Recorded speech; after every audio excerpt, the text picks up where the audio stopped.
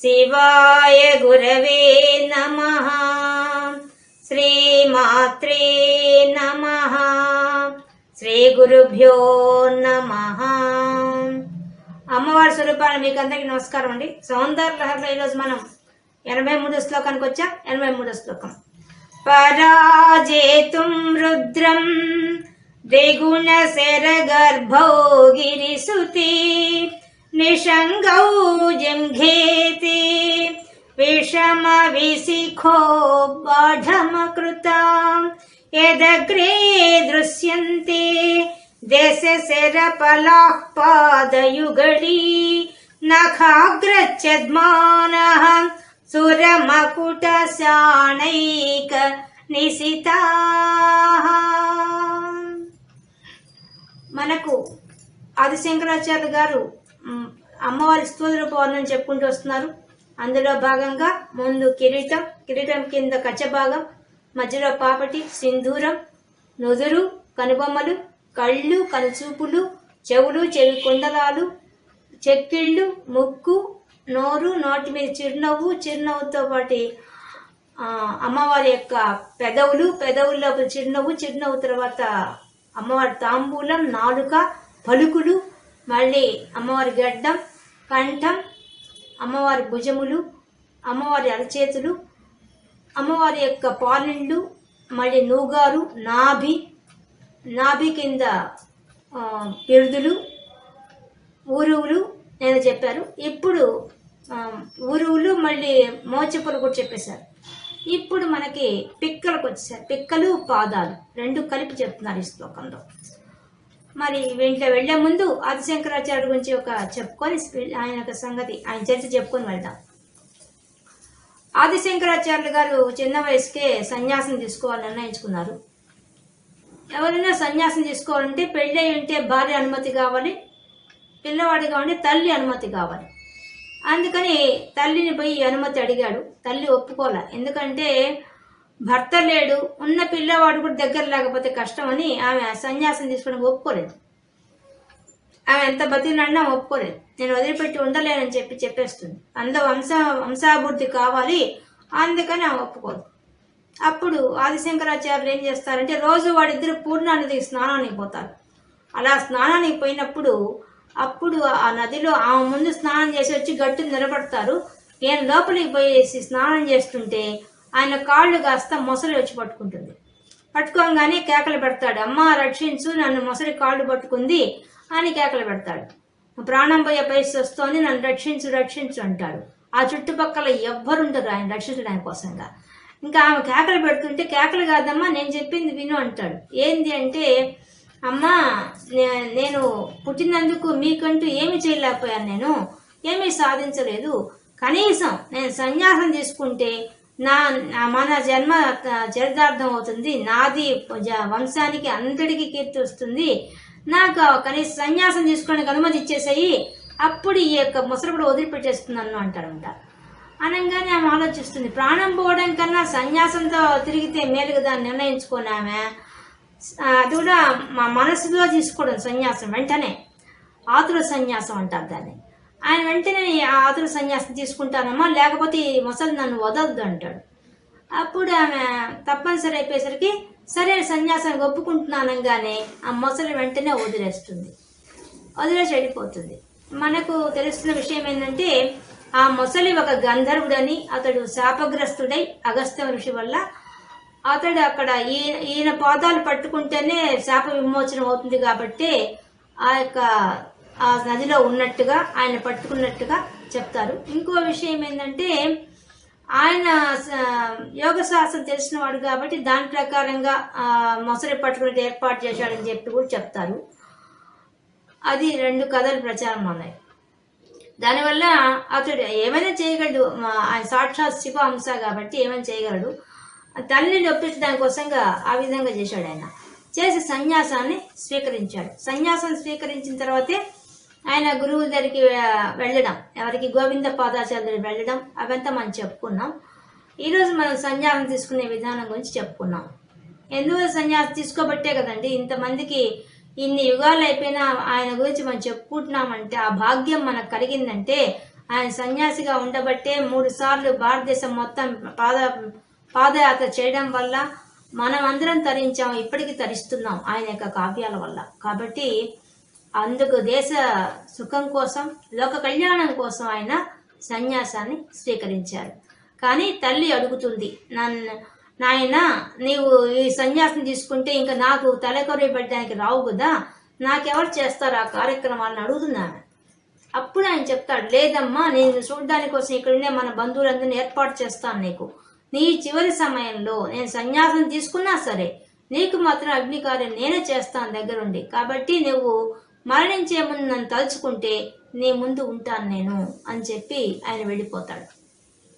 అప్పుడు ఆమె దగ్గర అనుమతి తీసుకొని ఆయన సన్యాసం తీసుకుని వెళ్ళిపోతాడు. కానీ తల్లికి మాత్రం మాట ఇస్తాడు, నేను ఖచ్చితంగా మరణించే సమయానికి వస్తా అని చెప్పి. అంటే సన్యాసులు ఎవరు అగ్ని కార్యం చేయరు, కానీ ఆయన చేశాడు. ఎందుకు చేశాడంటే ఆ ముందు తల్లికి మాట ఇచ్చాడు. మాట ఇచ్చిన దాని ప్రకారంగా చివరి సమయంలో వచ్చి చేస్తాడు. అది ఇంకో విషయం, ఇంకో రోజు అంశగా చెప్పుకుందాం ఆయన చేసిన విధానాన్ని. ఈ రోజు మాత్రం సన్యాస ఆశ్రమం స్వీకరణ అనే విషయాన్ని మనం తెలుసుకున్నాం. ఇక శ్లోకంలోకి అడుగు పెడతాం.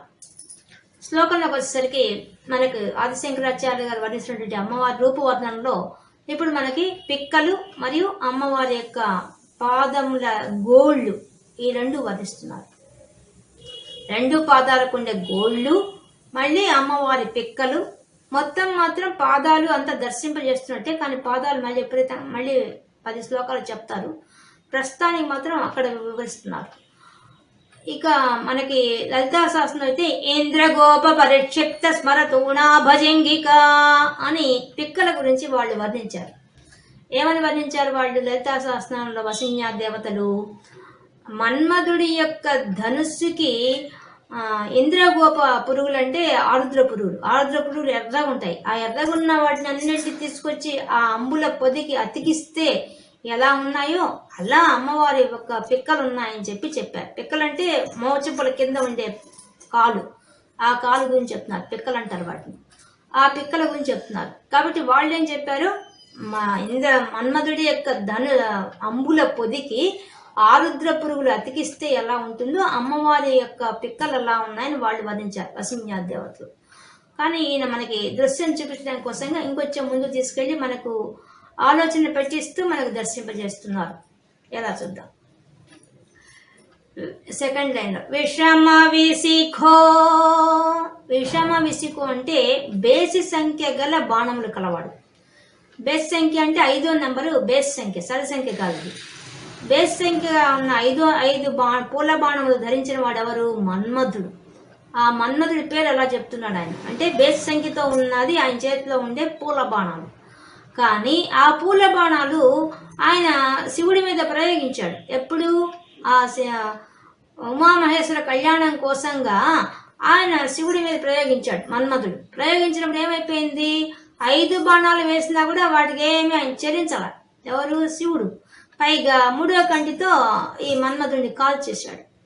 దానివల్ల ఏమైపోయింది? ఆయన శరీరం లేనివాడైపోయాడు, అనంగుడైపోయాడు. అది కూడా అమ్మవారి అనుగ్రహంతో అనంగుడైపోయాడు. అటువంటి ఆ మన్మధుడు ఆయనకి అనిపిస్తోందట, ఎక్కడైతే ఓడిపోయాడో, ఎవరి వల్ల ఓడిపోయాడో, ఏ రుద్రుడి చేతిలో ఓడిపోయాడో ఆ రుద్రుడిని జయించాలని ఉద్దేశం పుట్టినట. జయించాలంటే నా శరీరం లేదు కాబట్టి మొదటి నుంచి మనకు అమ్మవారి వర్ణన వచ్చినప్పటి నుంచి మన్మధుడి గురించి చెప్తూనే ఉన్నారు. కాబట్టి అమ్మవారి యొక్క శరీరమే మన్మధుడి నివాస స్థానంగా ఏర్పాటు చేసుకున్నట్టు కూడా చెప్పేశారు. ఇప్పుడు ఆయన అమ్మవారి యొక్క కాలి పిక్కలు, అమ్మవారి యొక్క పాదాల యొక్క గోళ్ళు కలిపి ఆయన ఒక అంబుల పొది మరియు బాణాలు, ముడుకు ఉండే బాణాలు తయారు చేసుకుంటున్నాడు. ఎవరి కోసం? ఎవరి మీద వేయడానికి? ఆ శివుడి మీద వేయడానికట. ఎందుకు? ఎక్కడైతే ఎవరి కోసం అయితే ఓడిపోయాడో, ఎవరి మీద ప్రేమ పుట్టించడానికి కోసంగా ఓడిపోయాడో ఆ మన్మధుడు, అటువంటి ఆ అమ్మవారి మీద ఆయనకి ఇంకా ప్రేమ ఎక్కువ చేయాలని చెప్పి ఆ మన్మధుడు ఆ విధంగా నిర్ణయించుకున్నట. అదే ఉపయోగించాలని చెప్పి. కాబట్టి ఆ విషయాన్ని ఇక్కడ చెప్తున్నారు. పరాజేతుం రుద్రం, ఆ రుద్రుణ్ణి ఓడించాలనుకున్నట. ఎందుకు ఓడించాలనుకుంటున్నాడు? తాను ఓడిపోయాడు కాబట్టి తను ఎట్టైనా గెలవాలి, అంతే. దేనికోసం అయితే ఓడిపోయాడో దానికి ఎక్కడ పోగొట్టుకున్నాడో అక్కడే విలువ సంపాదించాలని చెప్పి ఆ పోగొట్టుకుని దాన్ని సంపాదించాలని చెప్పి ఆ మన్మధుడు ఆ పని చేస్తున్నట. ఏమని? పరాజేతుం రుద్రం, ఆ రుద్రుడిని ఓడించాలనే ఉద్దేశంతో ద్విగుణ శర గర్భౌ గిరిసుతి. అమ్మ నువ్వెవరు?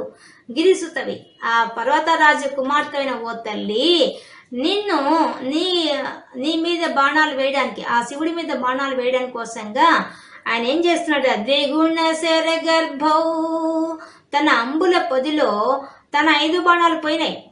అందుకని ఇప్పుడు 5 బాణాలు కాకుండా 10 బాణాలు ఏర్పాటు చేసుకోవాలని నిర్ణయించుకున్నట. ద్విగుణ శర గర్భం అంటే డబల్ చేసుకోవాలనుకున్నాడు, 5కి ఇంకో 5 ఏర్పాటు చేసుకోవాలని. అంటే అంబుల పొదిలో 2 అంబుల పొదులు ఉన్నాయి, వాటిలో 5 బాణాలు ఇటు 5 బాణాలు ఇటు పెట్టుకోవాలనుకున్నట.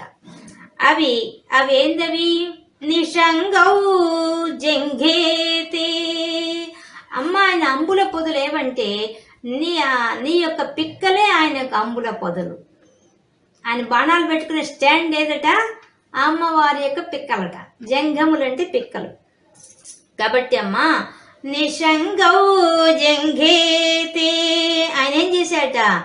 ఆ యొక్క అమ్ముల పొదిలో అమ్మవారి యొక్క గోళ్ళు అవి తీసుకొచ్చేసి 10 వేళ్లకుండే గోళ్ళు తీసుకొచ్చేసి అమ్మవారి యొక్క 10 గోళ్ళు ఆయన యొక్క అంబుల పొదిలో బాణాలు అయిపోయినాయట. అమ్మవారి పిక్కలేమో ఆయన యొక్క అంబుల పొది అయిపోయింది. మళ్ళీ దాంట్లో పెట్టుకునే బాణాలేమో అమ్మవారి పాదాలకుండే గోల్డ్ అయినాయట. విషమ శిఖో బాడమకృత. అమ్మ అంబుల పొది, నిషంగా అంటే అంబుల పొది, జంఘి అంటే అమ్మవారి పిక్కలు, తే అంటే నీవి. అమ్మ నీ పిక్కలు కాస్త ఆ మన్మధుడి యొక్క అంబుల పొదిగా మారిపోయినాయి. దాంట్లో వచ్చేసి ద్విగుణ శర గర్భం 10 బాణాలుగా ఏమైపోయినాయట? అమ్మవారి యొక్క పాదాలకుండే గోల్డ్ అయినాయట. బాడమకృత, అకృత ఈ విధంగా చేయబడింది. ఇది బాడ అంటే ఖచ్చితమమ్మా, నిజమమ్మా, నేను నిజం చెప్తున్నా తల్లి. ఆయన యొక్క బాణాలు ఏమైపోయినాయంటే నీ పాదాలకుండే గోల్డ్ అయిపోయినాయి. ఆయనకుండే అంబుల పొది ఏమైపోయిందంటే నీ పిక్కలు అయిపోయినాయమ్మా అని వర్ణిస్తున్నాడు. ఎదగ్రే దృశ్యంతి, ఎత్తగ్రే ఆ పై భాగంలో ఉండే ఆ యొక్క గోళ్ళు దృశ్యంతి చూడగా, దశ శర పలా పాదయుగళి, పాదయుగళి నీ పాదముల జంట, నీ 2 పాదాలు ఏవైతే ఉన్నాయో వాటిలో దశ శర పలాహ, దశ 10 వేళ్ళు అవి ఎలా ఉన్నాయట? శర బాణాలలాగా ఉన్నాయట. పలాహ పైన కూసుగా ఉన్నాయట. అమ్మవారి యొక్క గోళ్ళు ఎలా ఉన్నాయట? బాగా తీర్చిదిద్దినట్టుగా అందంగా ఉన్నాయి. మన్మధుడి బాణాలంటే పూల బాణాలు కాబట్టి 10 ఎలా ఉన్నాయి? అమ్మవారి యొక్క పాదాలకుండే గోళ్ళు, ఆ వేళ్ళు గోళ్ళు ఎలా ఉన్నాయి? పాదాలే మెత్తగా ఉంటాయి, ఆ మెత్తలో మళ్ళీ శృతి మెత్తంగా ఉంటాయి వేళ్ళు. ఆ వేళ్లకుండే గోళ్ళు కూడా అందంగా ఉన్నాయట. అవి ఎలా ఉన్నాయి? బాణాలలాగా ఉన్నాయట. కాబట్టి అమ్మవారి యొక్క పాదాలకుండే గోళ్ళు ఎలా ఉన్నాయో చెప్తున్నారు. ఎలా ఉన్నాయట? దశ శర పలా పాదయుగళి, పాదయుగళి 2 పాదాలు, యుగళి అంటే 2, ఆ 2 పాదాలకుండే గోళ్ళు ఎదగ్రే పైన, ఎత్తగ్రే పై భాగంలో ఉండే ఆ గోళ్ళు, నఖాగ్ర నఖం అంటే గోళ్ళు, ఆ గోళ్ళ యొక్క పై భాగంలో ఎలా ఉంది? దశ శర పలాహ, దశ అంటే 10, ఆ 10 శర అంటే బాణం, పలాహ ఆ 10 గోళ్ళు ఎలా ఉన్నాయంటే 10 బాణాల యొక్క ములుకుల్లాగా ఉన్నాయి. పలాహ అంటే ముందు కూచుగా ఉండే పలాహ, ఆ బాణం ఎలా కూచుగా ఉంటుందో అలా ఉందట. పైన ఆ బాణాలు ఎలా ఉన్నాయట? దిట్టంగా ఉన్నాయట, స్ట్రాంగ్ గా ఉన్నాయట. నకాగ్ర చద్మాన, నకాగ్రహ అంటే ఆ గోళ్ళ యొక్క చివరి పై భాగం, ఆ పై భాగం అంతా కూడా బాగా కూచుగా ఉందట అమ్మవారి యొక్క పాదాలకుండే వేళ్లకు యొక్క గోళ్ళు. కానీ ఆ గోళ్ళు ఎలా ఉన్నాయి? సురమకుట శాణైక నిశితా, ఆ అమ్మవారి పాదాలకుండే ఆ గోళ్ళు వచ్చేసేసి వాటిని రోజు మనకు మామూలుగా బాణాలకు బాగా పదును పెట్టాలి.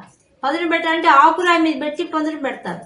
అలా పదును పెట్టడానికి కోసంగా అమ్మవారి గోళ్ళకు వచ్చి పదును పెట్టే ఆకురాయి ఏదంటే సుర మకుట, ఆ దేవతల యొక్క మకుటాలు, కిరీటాలు. శాణైక, శాణైక అంటే ఆకురాయి.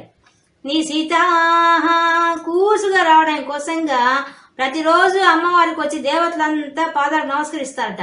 ఆ నమస్కరించినప్పుడు వాడు పెట్టుకున్న వజ్రాలు, రత్నాలు, మణులతో చేయబడి ఆ కిరీటాలు తగిలి అమ్మవారి పాదాలకు ఉండే గోళ్లకు తగిలి ఆ గోళ్లు సానబెట్టబడి బాగా ఉన్నాయట, అందంగా ఉన్నాయట అవి అని మనకు చెప్తున్నారు ఆదిశంకరాచార్య గారు.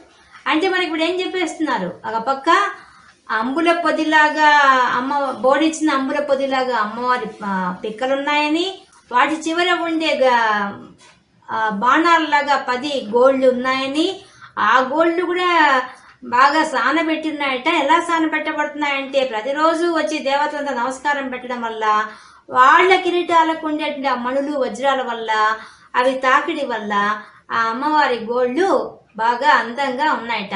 మనం ఎట్లయితే బ్యూటీ పార్లర్కి వెళ్ళి చేయించుకుంటామో, గోళ్ళకు చేయించుకునేవంతా పాలిష్ చేయించుకోవడం అంతా చేయించుకుంటాం కదా, అలాగా అమ్మవారికి దేవతల యొక్క కిరీటాలు వచ్చి ఆ విధంగా శాణైక నిశితాగంటే బాగా కూచుగా వచ్చేట్టుగా చేసాయట. అంటే బాగా సానబెట్టబడ్డాయట అమ్మవారి యొక్క పాదాలకు ఉండే గోళ్ళు. ఈ విధంగా ఆ ఆదిశంకరాచార్యులు గారు ఈ శ్లోకంలో మనకి అమ్మవారి యొక్క పిక్కలు ఆ మన్మధుడి యొక్క అమ్ముల పొదిలాగా, 2 అమ్ముల పొదుల్లాగా ఉన్నాయని, అమ్మవారి 2 పాదాలకు ఉండే గోళ్ళు వచ్చేసేసి దానికి ఉండే బాణాల్లా 10 బాణాలలాగా ఉన్నాయని, ఆ 10 బాణాలుగా అమ్మవారి యొక్క పాదాలకు ఉండే గోళ్ళు తీసుకున్నాడని. ఇంత ఎందుకు తీసుకున్నాడు మన్మధుడు అని చెప్తున్నాడంటే సౌందర్యం గురించి చెప్తున్నారు. అంటే అంత అందమైనవి అమ్మవారి యొక్క పిక్కలు కానీ, అమ్మవారికి ఉన్న గోళ్ళు కానీ, పాదాలకు ఉండే గోళ్ళు కానీ, అవి ఎవరికి తెలుస్తాయి? అవి పిక్కలు ఎవరు చూడగలుగుతారు? ఆమె భర్త మాత్రమే చూడగలుగుతాడు. నేరుగా జయించలేకపోయాడు మన్మధుడు, కానీ అమ్మవారి సౌందర్యంతో ఆ రుద్రుని జయించగలుగుతున్నాడు ఆ మన్మధుడు. ఆ మన్మధుడి యొక్క పెట్టిన సౌందర్యం వల్ల, అమ్మవారి సహజంగా సౌందర్యం ఉంది కానీ మన్మధుడు ఆ విధంగా తీసుకున్నాడని చెప్పడం కారణం ఏంది? మన్మధుడిని బయట మన్మధుడిని కాల్ చేశాడు కానీ ఆ అమ్మవారి యొక్క సౌందర్యానికి ఆ స్వామి అంత ఆనందిస్తాడు అనే విషయాన్ని చెప్పడానికి మనకి ఈ శ్లోకాన్ని చెప్తున్నారు. ఈ విధంగా అమ్మవారి యొక్క పిక్కలు మరియు అమ్మవారి యొక్క కాలి గోళ్ల యొక్క అందాన్ని ఇంత చక్కగా మనకు దర్శనం చేస్తూ చూపించారు ఆదిశంకరాచార్య గారు. ఇది ఈరోజు సౌందర్య లహరిలో మనం 83వ శ్లోకంలో ఉండే విశేషాంశాలు తెలుసుకున్నాం.